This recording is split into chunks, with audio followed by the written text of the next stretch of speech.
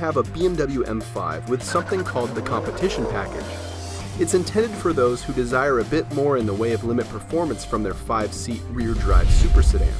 But for the $7,300 it costs, it doesn't provide any single significant change. What you get instead are many small adjustments that total into something greater.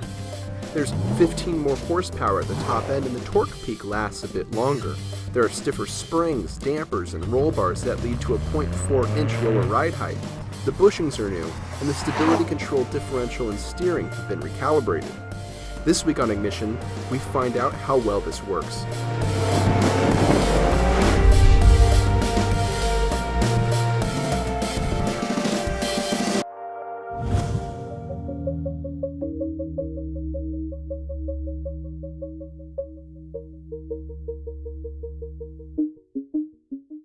The newfound power doesn't translate into faster acceleration, as this M5 matched the European spec car we tested last year.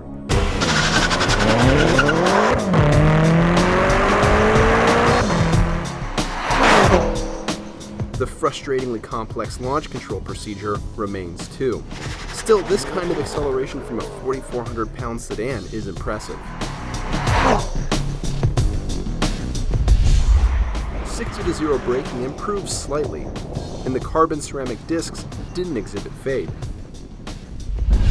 The competition package showed the most improvement on the Figure 8, cutting a significant amount of time off the previous M5s we've tested.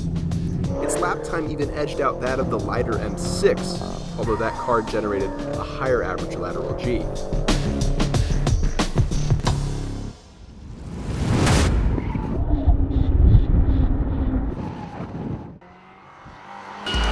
So the M5 competition, and really after testing it the way we have, I've come to the conclusion that this is how the M5 should have been out of the gate. Power aside, we have more power, we have torque for longer in the RPM range too. And it's faster, and that's great. But the handling balance has been improved. I wasn't disappointed so much with the standard M5, I just kind of took it as what it was, a heavy sedan with a lot of power. And that's still what this car is, but it also has more control.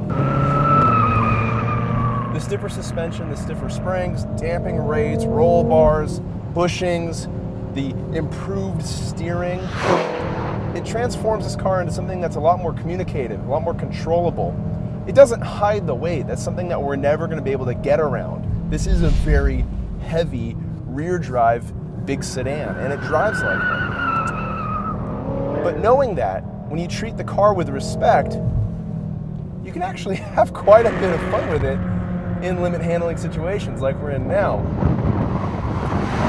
There is a fair amount of mid-corner understeer which isn't that fun in the slower corners, but in the faster corners it is beneficial. And the power this thing makes, the low-end torque and how quickly this thing generates torque makes this car a lot of fun on corner exit. The nice thing is that this is a turbocharged V8, but you don't get a big sense of turbo lag. You don't feel like you're waiting once you get into the throttle for the boost to come in, for the power to get delivered. It feels like a very strong, naturally aspirated engine, though it doesn't sound like one. It still doesn't sound that great. The exhaust note just is kind of flat. And yeah, sure, it's fake. It's being pumped in through the stereo. But I kind of wish it sounded more like a natural V8. It had the natural qualities of that V8 sound. It's missing that, which is a bummer. But getting back to the handling balance, around the Figure 8, this car was actually kind of frustrating because of the mid-corner understeer. And that's a handling situation where your mid-corner speeds are about 40 miles an hour, maybe 50 miles an hour or so. When you start going faster though, I actually kind of appreciate that understeer because it keeps the car stable at, 100 mile an hour sweepers, which is nice. And because you have so much power on tap and such an aggressive differential, you can get out of corners really fast. In fact, versus the last M6 I drove, which is the most frequent, M car of this type, the thing that I noticed the most after driving this car hard is how much better it's able to get out of corners, that traction coming out. The M5 and M6, from what I remember, had big problems applying all that power to the rear tires.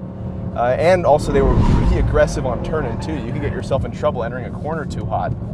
This car feels more stable and precise than those cars did. And it's a lot more fun because of it. And from driving this car on the road at, normal speeds, the ride doesn't feel worsened in any significant way. It feels like what you'd expect from a performance sedan. It's big, there may be a few more bumps and whatnot, but it's not harsh.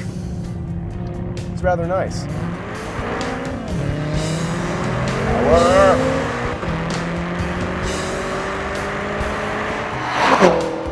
I do have to give BMW kudos for this powertrain.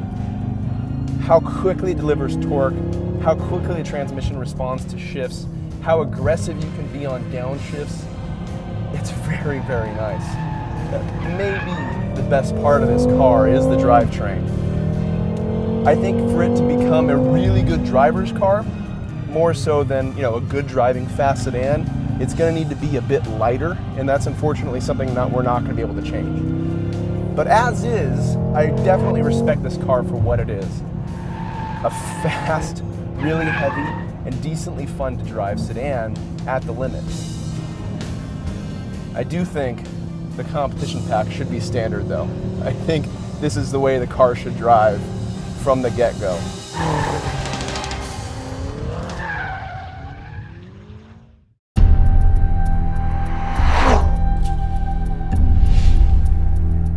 Though it may sound obvious, the competition package makes for a better handling and faster M5 without any significant decrease in ride quality. It looks better too, thanks to the slight drop in ride height, and sounds better due to the changes in the exhaust system. And while it's not a sharp handling tool, the M5 as equipped becomes a much better driving car. One whose combination of performance and usability is very easy to admire. It makes you wonder why the car wasn't like this from the beginning.